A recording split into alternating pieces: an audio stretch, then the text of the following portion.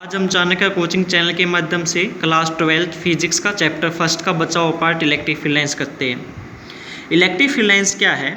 ये कोई भी एक कर्व होता है जो किसी भी जिसके अंदर कोई स्मॉल पॉजिटिव चार्ज किसी इलेक्ट्रिक फील्ड के अंदर मूव करता है तो एक कर्व बना देता है जिसे हम इलेक्ट्रिक फील्ड लाइंस बोलते हैं। देखो डेफिनेशन देखो इसकी, it may be defined as the curve along which a small positive charge would tend to move and free to do so in an electric field. ये कर्व होता है जो small positive charge किसी electric field के अंदर move करे free होके तो एक कर्व बनाता है जिसे हम इलेक्ट्रिक फील्ड लाइंस बोलते हैं। And tangent at any point, और इस कर्व के ऊपर कहीं भी पॉइंट पर कोई भी टेंजेंट हम ड्रॉ करते हैं तो डायरेक्शन बताता है इलेक्ट्रिक फील्ड की उस पॉइंट के ऊपर। दोबारा देखो, it may be defined as the curve along which a small positive charge would tend to move. ये कर्व जिसके अंदर स्मॉल पॉजिटिव चार्ज मूव करता है इन एन इलेक्ट्रिक फील्ड के अंदर, और टेंजेंट डायरेक्शन बताता है उस इलेक्ट्रिक फील्ड के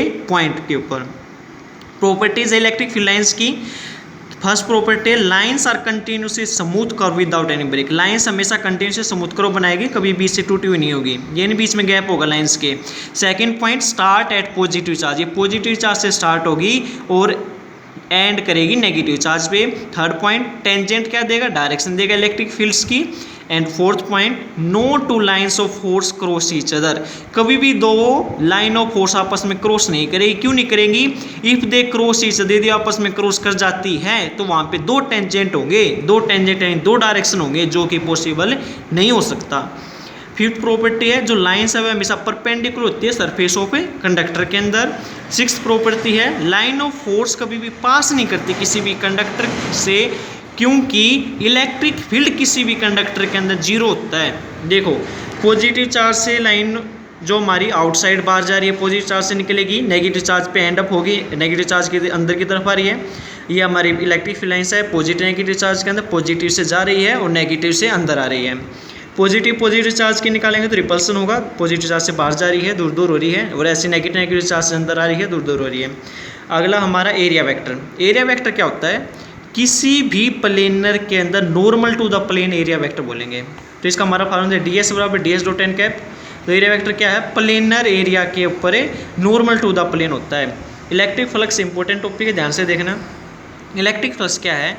total number of electric field line passing through given area. ये हमने कोई एरिया ले लिया, इस एरिया से जितनी भी इलेक्ट्रिक फील्ड लाइन पास होगी उसे बोलेंगे हम फ्लक्स।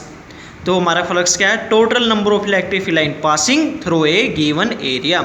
इसका फार्मूला डेल फाई से डिनोट करते इलेक्ट्रिक फ्लक्स को, ई डॉट डेल्टा एस, और डॉट हटाने पर क्या आता है हमारा? Cos theta. तो फार्मूला क्या बन गया? फाई बराबर E D S cos theta, यानी E delta S cos theta.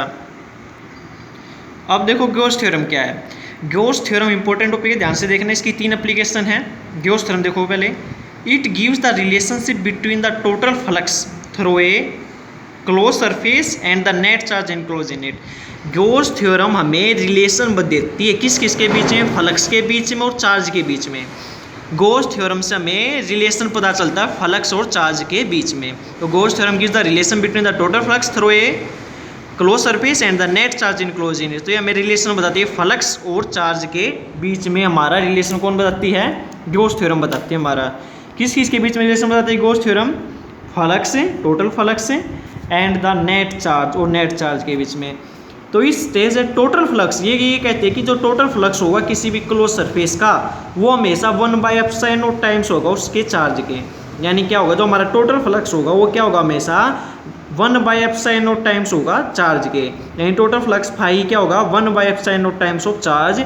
इस स्टेज है total flux through a close surface is 1/ε0 times the net charge enclose in it. Mathematically हमारा क्या बन गया? फाई बराबर, फाई का फार्मूला क्या था? फ्लक्स का ईडीएस था, यानी ईडीएस किसके बराबर आ जाएगा? 1/ε0 टाइम्स ऑफ टोटल चार्ज, यानी फाई ई बराबर क्या बाय ε0।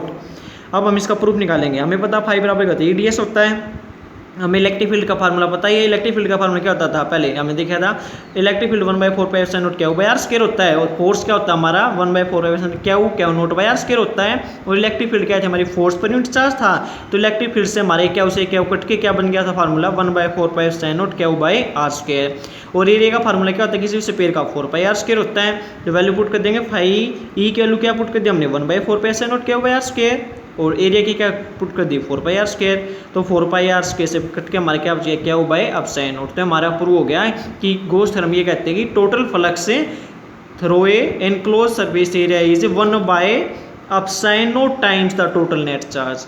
कूलम्ब्स लॉ निकालेंगे हम, ये गॉस थ्योरम हमारी खत्म होगी, इसकी 3 एप्लीकेशन है, लेकिन एक कूलम्ब्स लॉ है गॉस थ्योरम से हम कूलम्ब्स लॉ को प्रूव करेंगे। गॉस थ्योरम का हमें पता ही है, फाई बराबर क्या बाई एप्सिलॉन नोट होता है। फाई क्या होता है, EDS होता है, क्या बाई एप्सिलॉन नोट ऐसे कैसा, E ऐसे कैसा, DS एरिया का फार्मूला क्या 4πr स्क्वायर बराबर क्या बाई एप्सिलॉन नोट। तो इलेक्ट्रिक फील्ड क्या हो गया 4πr स्क्वायर को नीचे ले जाओ 1/4π एप्सिलॉन नोट क्या बाई आर स्क्वायर। और हमें पता ही है फोर्स क्या होता है, चार्ज इंटू इलेक्ट्रिक फील्ड। ठीक है, क्यों इलेक्ट्रिक फील्ड क्या थी, फोर्स पर यूनिट चार्ज था, तो फोर्स क्या बन गया है बराबर क्यू इंटू ई।